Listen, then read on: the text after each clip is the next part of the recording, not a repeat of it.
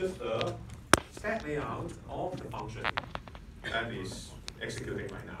And this is so-called the vulnerable function. Let's assume that this is the buffer that could be overflow.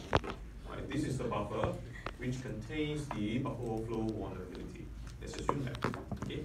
In other words, if you are the attacker, you could overflow this buffer. And we know that because higher address goes down, when you overflow the buffer, you go down. Okay? Your data, the attacker's data, can actually modify anything, right? At the higher address.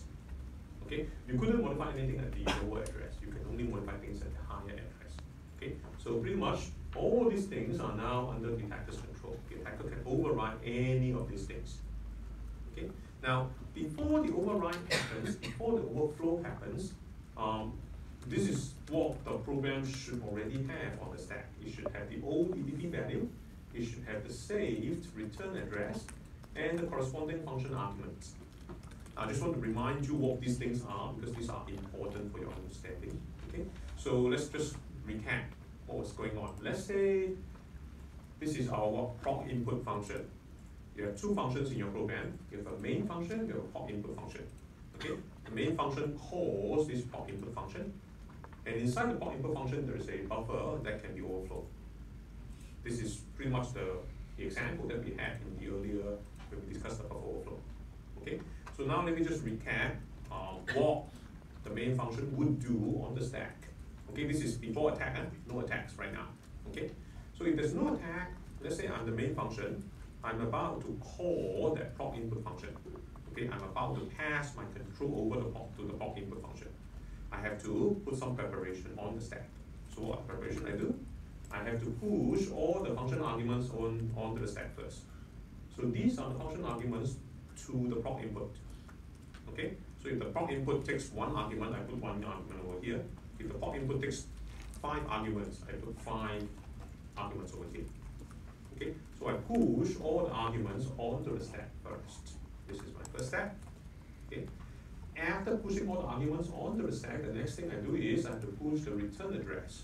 Okay, and remember the reason why I have to do this because when the proc input finishes its execution, I want the program to be able to come back to the right location in main.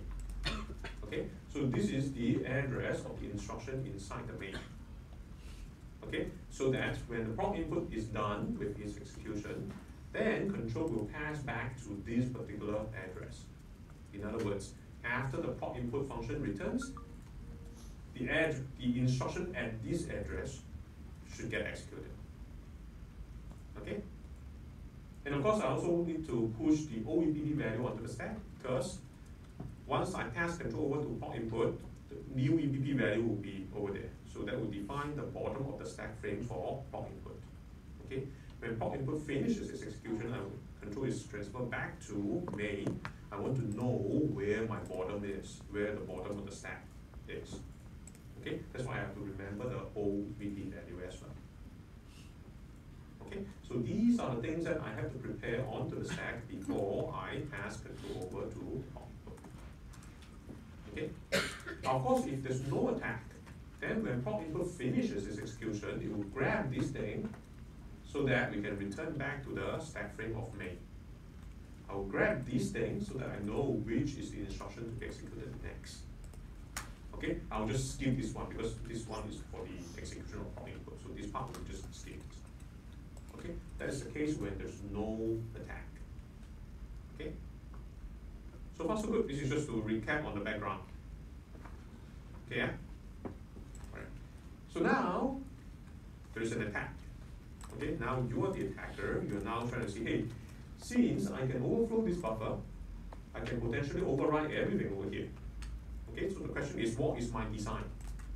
Okay, if I could override this, what do I want the new value to be? If I can override this, what do I want this value to be? If I can override this, what do I want this value to be? So this is what you are asking yourself now. Okay? Again, I keep emphasizing this, right? So what we're discussing now, in my opinion, is the most important thing in today's class. It is about your strategy. Okay? Once you can come up with your strategy, executing the strategy is relatively straightforward. Okay, so and typically when I design my quiz, this is where I design the variations. Okay, I design some variations so that your strategy requires some changes, requires some special things to do.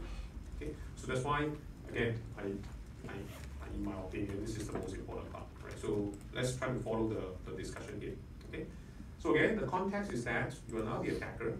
Okay. You understand the stack is like this, and you understand your capability. Your capability is you can overflow this thing and override anything over here.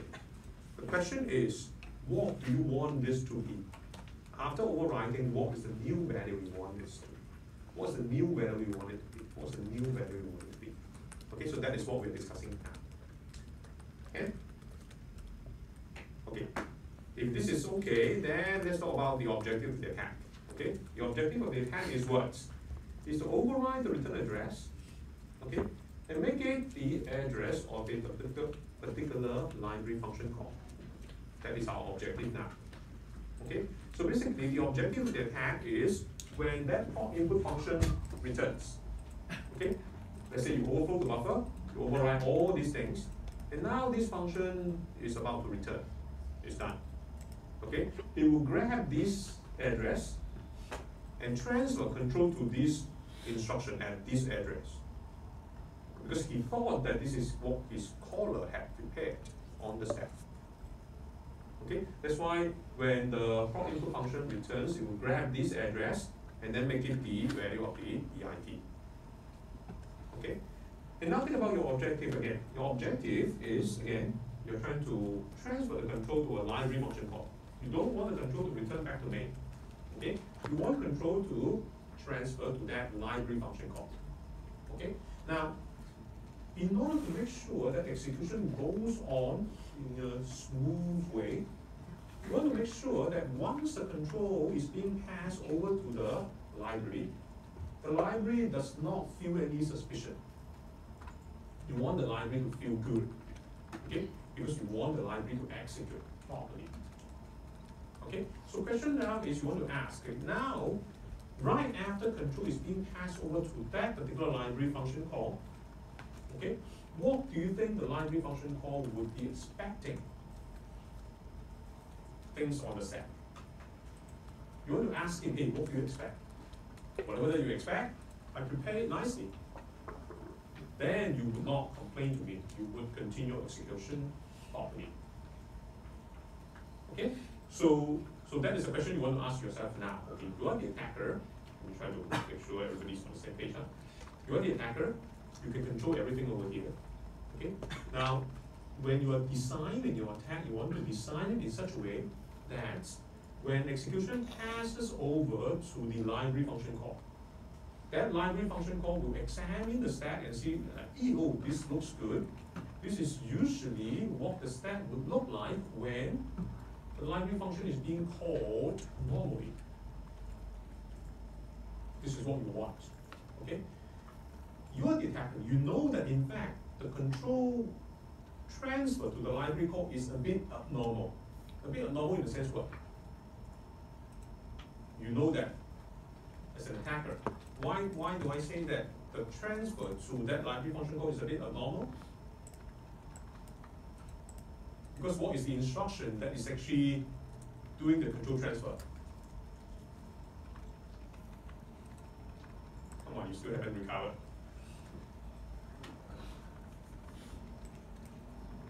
Why do I say this is abnormal?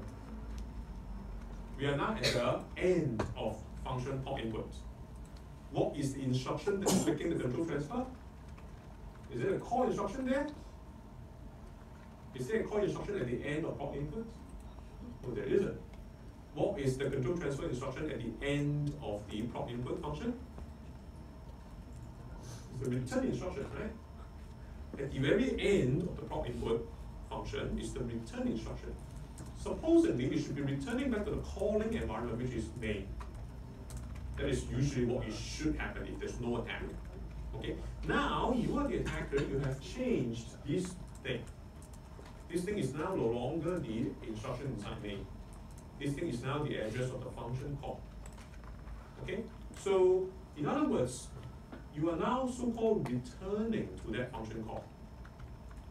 It's the return instruction that is performing the control transfer to that library. Okay, so now you understand there's some abnormal things. That library function had never been called. Why are you returning back to that? Okay, I mean in plain English, when you say return, typically it means that you were coming from there, right? You were over there, that's why you were returning there. Okay, but in this case, that library function call had never been called before. Execution had never been to that library. Why are you returning there? Okay, so in that sense, it's a bit abnormal. It's quite strange. Okay, you're returning to somewhere that you have never been to. Okay, but the thing is that this is something that you know as an attacker. Okay, but you wish that the library function call doesn't know that.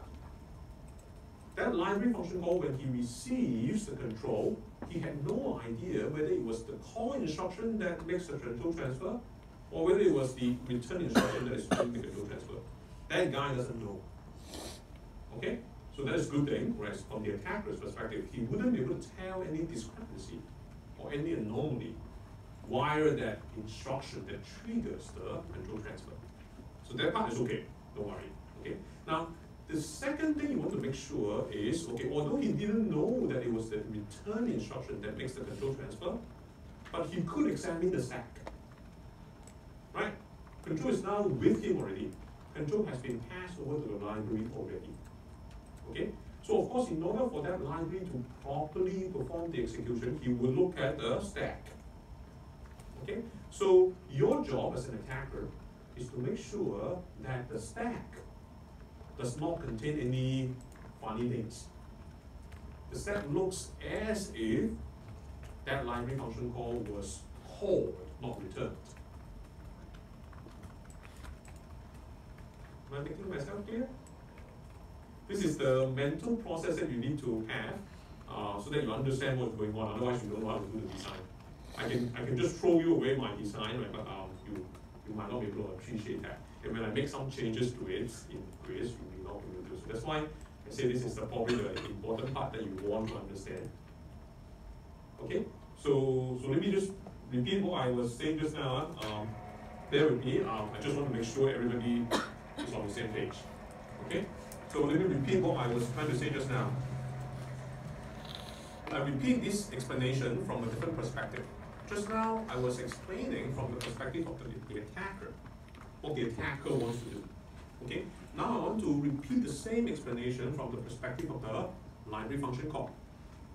Okay? So let's assume that I'm the library function call. Okay? Let's say I'm the printf function. This is the printf function. Okay? And let's say I am the printf function. Okay? I'm just saying that I usually get called all the time. This is a very normal, very commonly being used library function. We call this function all the time.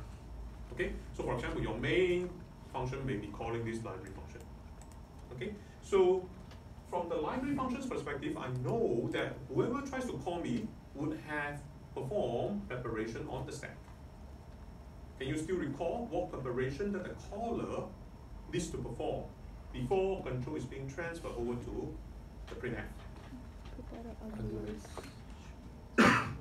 What are the things that he has to prepare?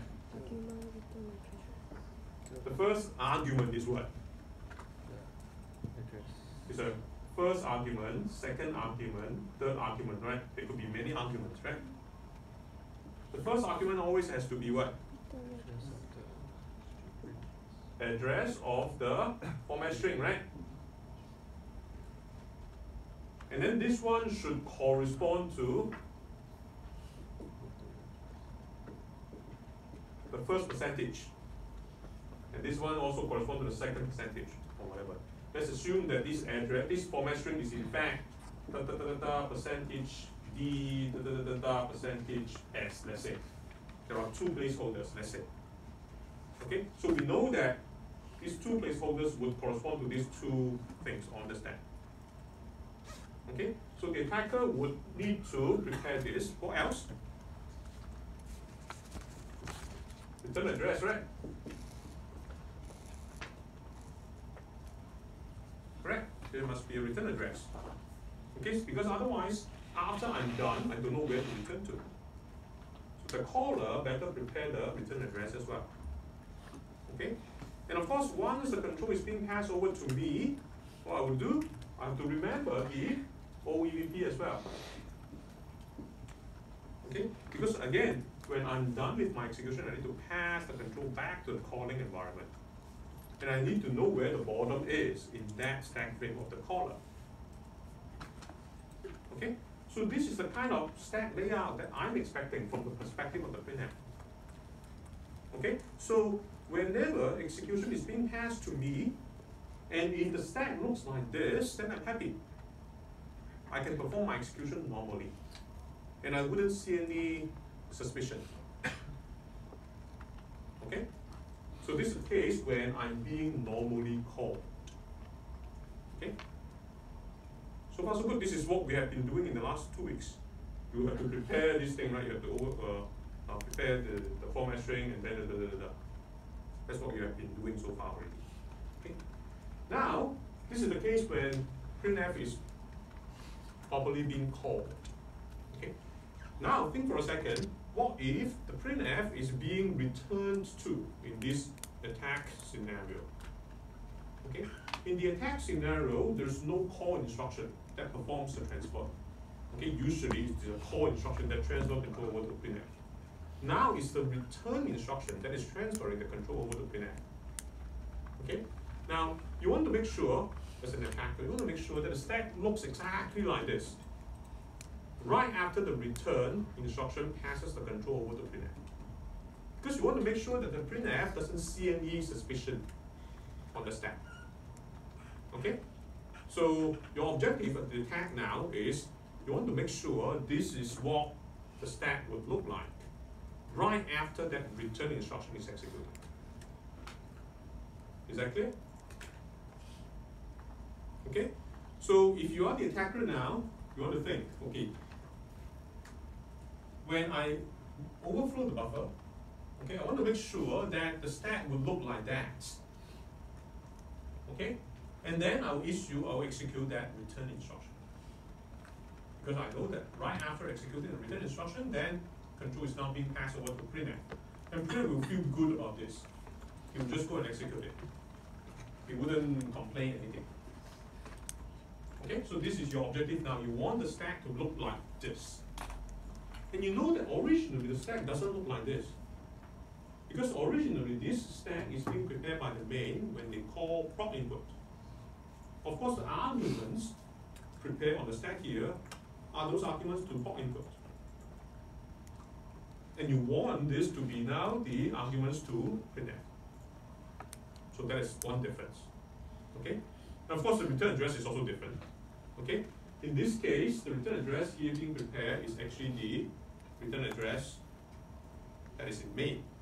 It's the address of the instruction inside main. Okay? Here, it is whatever your attack wanted to be. Okay?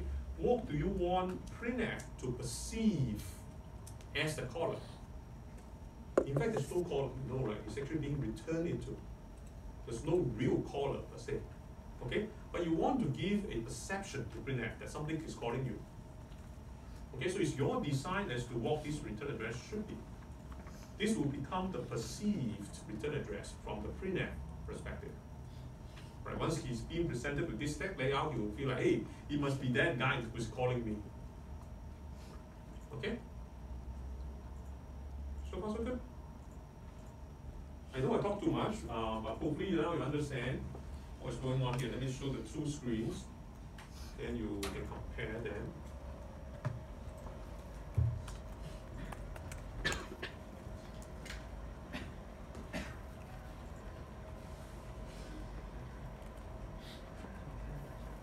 Right, so hopefully now you can make sense about these two screens. This is a screen before buffer overflow happens. And this is a screen for stack layout after buffer overflow. Okay, so I'm proposing this is my design as an attack. All right, so I want you to hopefully appreciate why my design is like this with the explanation that we had so far.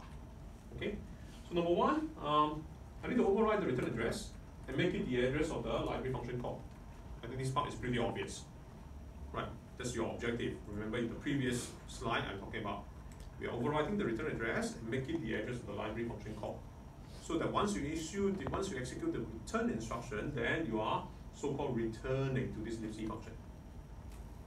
Okay, so this part hopefully is quite straightforward to you. Okay? Then this one. This one is a bit tricky. Okay? So if you compare the two, return address should be here. Okay? Now I'm trying to say that you need to have another so-called fake return address at this location, corresponding is over here.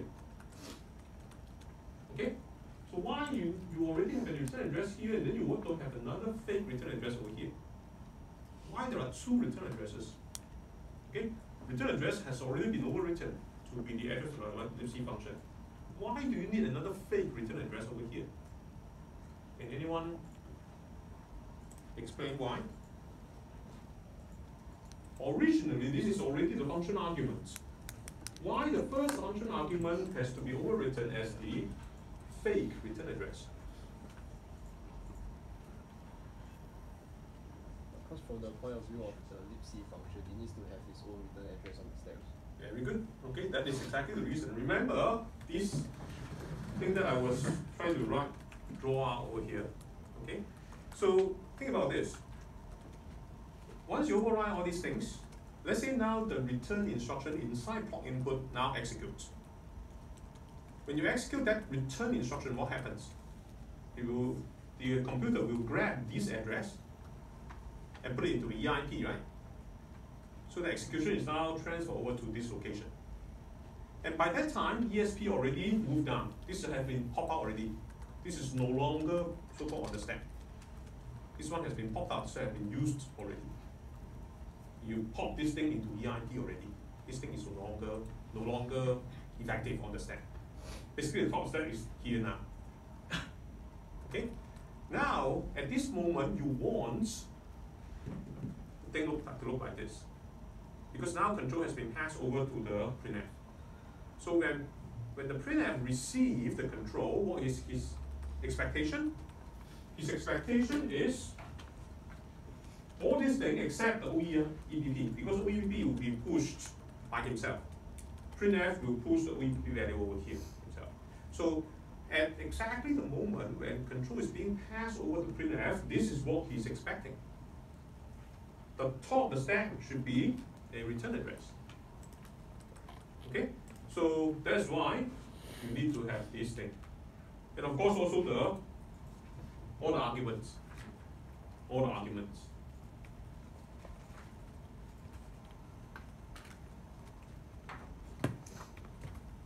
Does it make sense?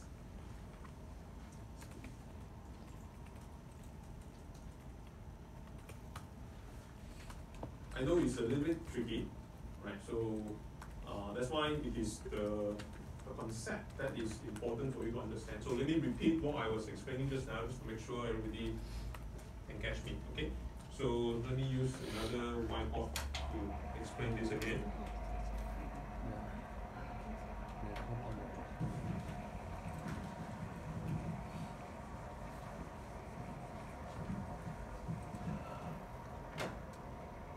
Let me try again. Okay. So let's say this is my stack layout of the POC input.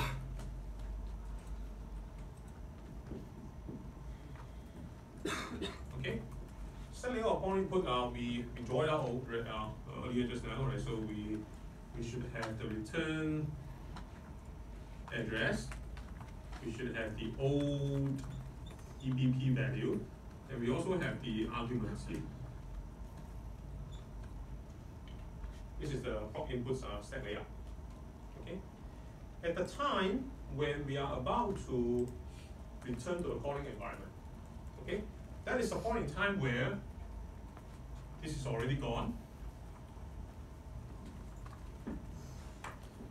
This is your ESP. Okay. At this point in time, you are about to return to the calling environment, and you execute the return instruction. When you execute the return instruction, what happens? you will pop this value into your EIP. Okay? So once you pop this thing into EIP, what happens? This thing got removed. ESP will move down, right? You pop something from the stack. Okay? Once you pop this thing into your EIP, your ESP will move down. ESP is now, the top of the stack is down here. Okay? Right. So, and this is the moment where control is being passed over to printf. So printf now sees this stack. Okay?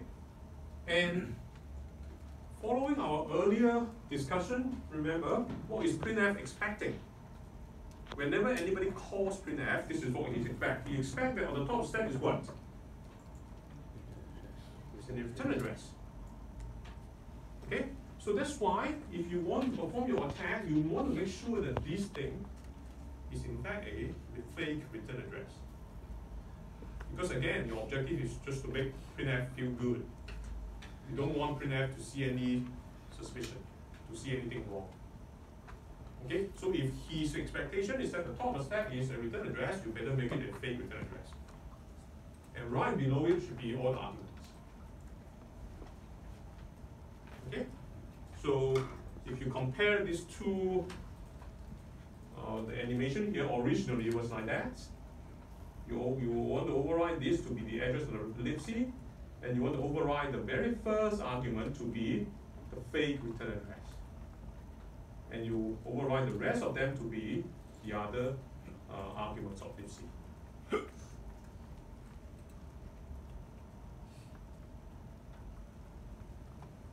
Any questions you may have?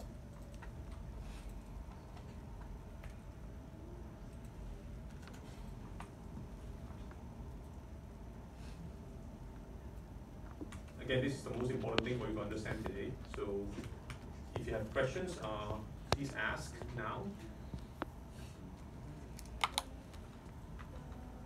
It is a bit tricky.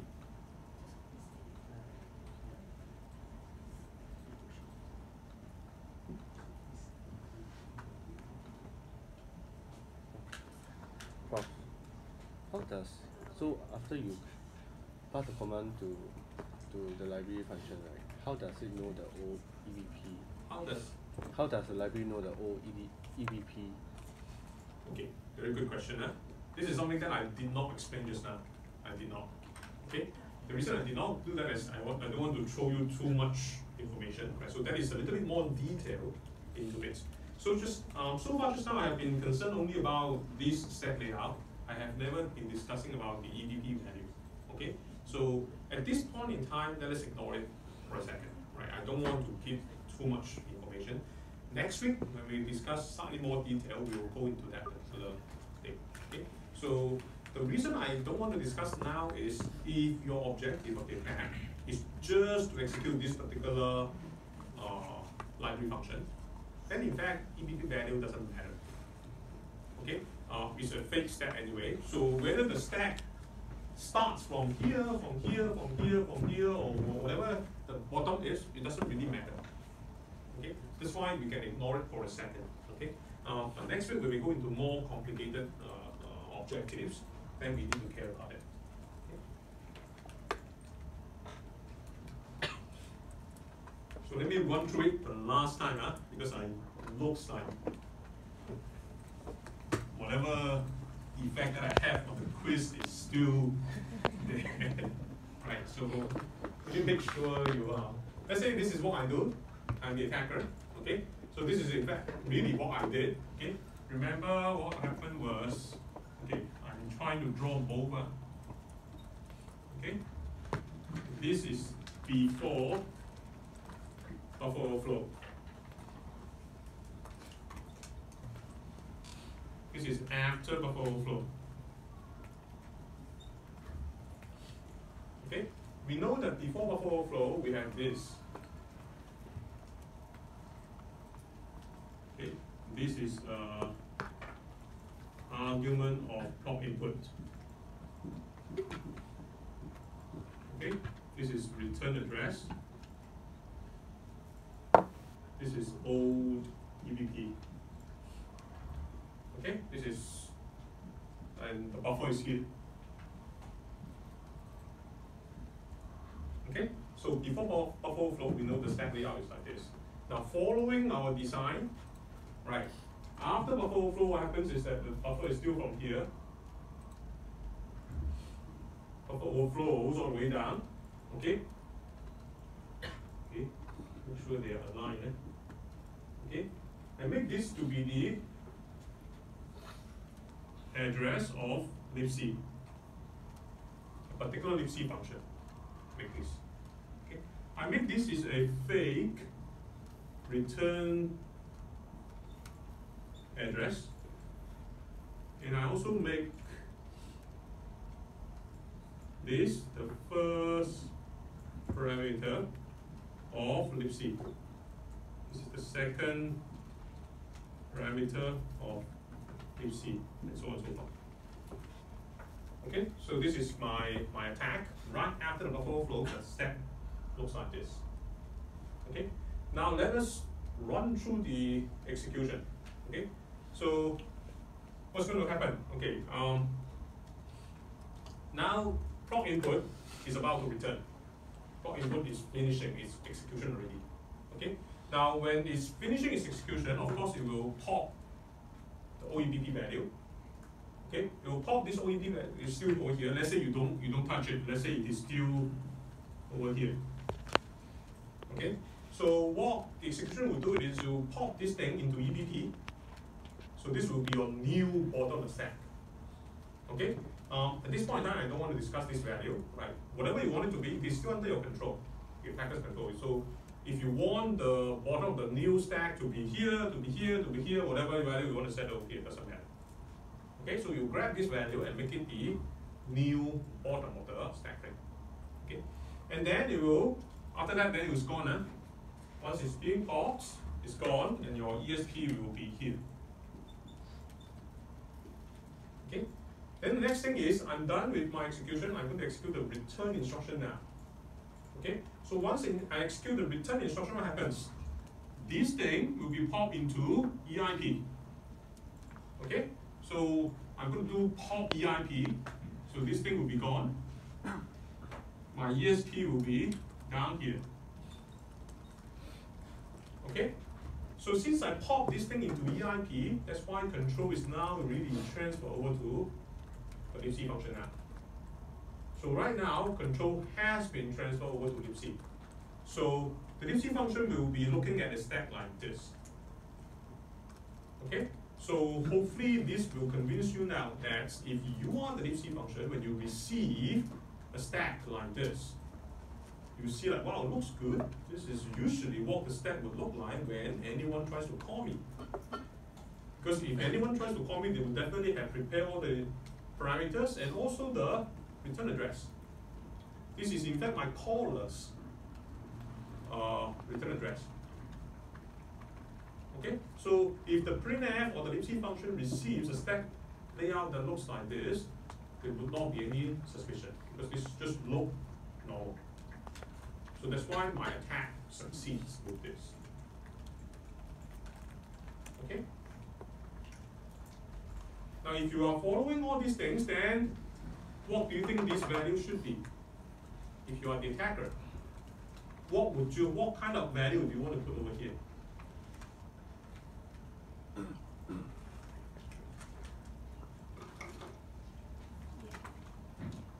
I say it's a fake return address, but what do you want the exact value to be?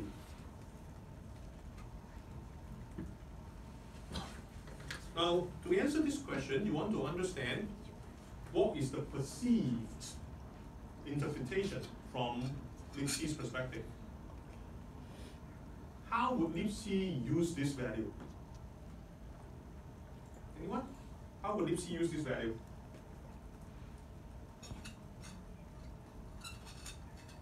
Control is now being passed over to libc already. Libc sees something like this. How would libc use this value?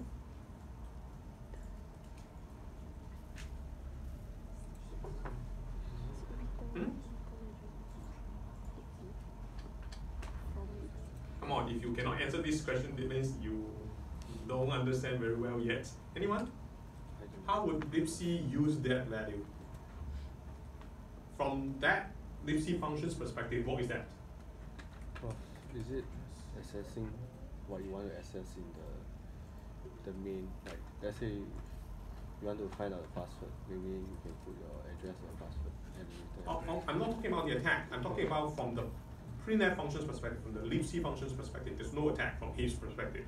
From his perspective, he's just being called into. There's no attack at all. From the libc function's perspective. I'm not talking about the attacker's perspective now. I'm talking about the libc function's perspective. I'm the libc function. Now suddenly, somebody passed control over to me. Right, and when the control being passed over to me, I see the stack layout like this. How would I interpret this value? Very good. Okay. That is the address where I should return to when I'm done with my execution. Again, I'm talking about the libc function's perspective. I'm the libc function. When I see something like this, I understand this must be the address of the instruction that I should go back to when I finish my execution. Okay? So that is the perceived, that is the interpretation from the libc function's perspective. Okay? Now if you understand that, then again, now from the attacker's perspective, what do you want this value to be? You know that this value will be used as the return address of the libc. That's why I call it the fake return address. This would be the return address used by the libc. When the libc function returns, he will return to this location. He will execute anything at this particular location. So what do you want this to be? If you put a random value there, what happens? You put some random value head there. When the libc function finishes its execution, it will try to execute the instruction at that location, at that address. And if it's a random thing, then it will be an invalid instruction to be executed. So what the program will do? Segmentation fault. Okay? It will be a call down, it will be a segmentation fault. It couldn't execute anything because it's supposed to be some instruction over there. If you put whatever value over here, okay, the program will try to execute the instruction at that address. And if that is a random thing, it is not a valid instruction, you get a segmentation fault. Okay? Now, is that what you want from the attacker's perspective? Chances are no. You want the attacker want to conceal your attacking behavior. You don't want the system administrator to notice that he's being attacked. You wish that your attacking activity is not noticeable. If there's a segmentation fault on the victim's machine, this is actually executing on the victim's machine, right? Then it's suspicious to the system administrator, right? Something is wrong there. So chances are you want to conceal your attacking activity as much as possible. So what would you put there? If you don't want the attacker to, you don't want the victim to notice that he's under attack. What would you want this to be? If you do not want the victim to notice that he is under attack.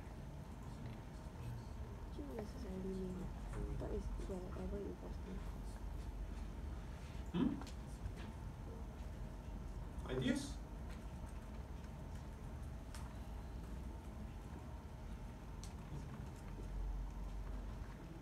This is the stack layout right before your buffer overflow, right before your attack. Okay? Prompt input should return to this location. Right. Now it doesn't return to this location, it returns to the libc. Now when libc function finishes execution, if execution goes back to this address, wouldn't it be good? Okay? If you actually do that, that means what? Effectively, what you have done is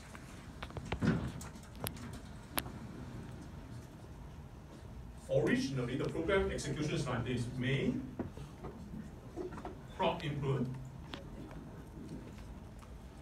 and then go back to main, right?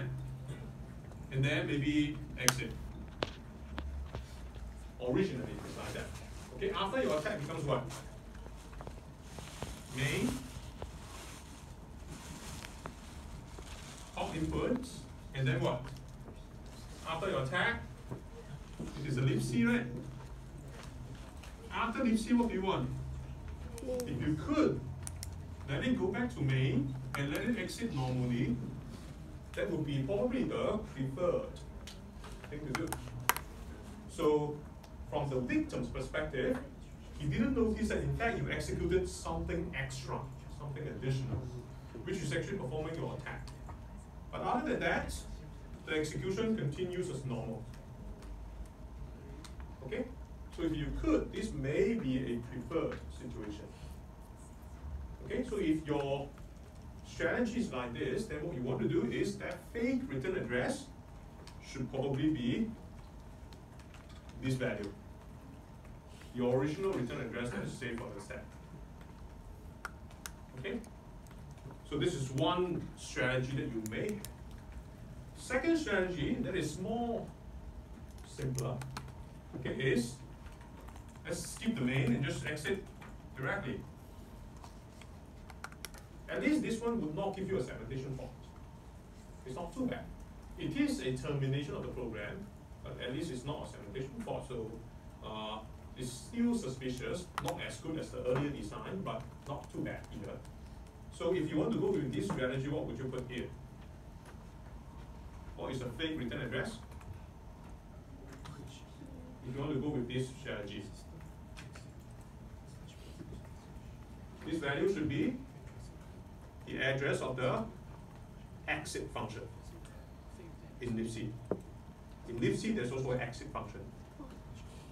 Okay, so you can put the exit function's address over here, then it will be going with this strategy. Okay, so this is an easier approach. Now the reason why this is easier compared to the earlier design is because typically the exit function would perform normally, wouldn't perform any thing, no matter what argument is being given to. I mean, typically exit function doesn't really require any proper arguments, proper layout of the stack, right? Doesn't matter what the layout would be, as long as you go and execute this exit function, it will just exit. So it doesn't have any requirement on the stack. Okay? Whereas if you want to go back to main first, okay, main function does have some expectation on the stack. It's expecting that the local variables are here, the local variables are there, whatever, right? So the main function's execution relies on some proper setting of the layout. So if you want to go for this strategy, it's not just that you need to override the fake return address to be the proper address inside main, but also the proper stack layout. Because the execution of main typically is relying on the proper layout of the stack. So this one is a bit more challenging. You have to make sure that the stack looks good. Otherwise, the main function will also complain as to, hey, I thought the local variables are here, now it's no longer here. Okay? So I would not be expecting you to do this in today's lesson. Okay? So in today's lesson, I will be expecting you to do this. Okay? Just directly go to exit. Much easier to implement. Okay.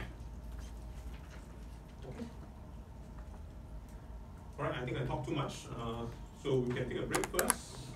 And then when we come back, we will see how we execute this plan. Again, in my opinion, the more important thing is to understand why I come up with this design. Okay? Executing it is pretty simple. You will see how I execute it or implement this attack later on. It's quite straightforward. Okay? So let's start again at 10:15, 10:15.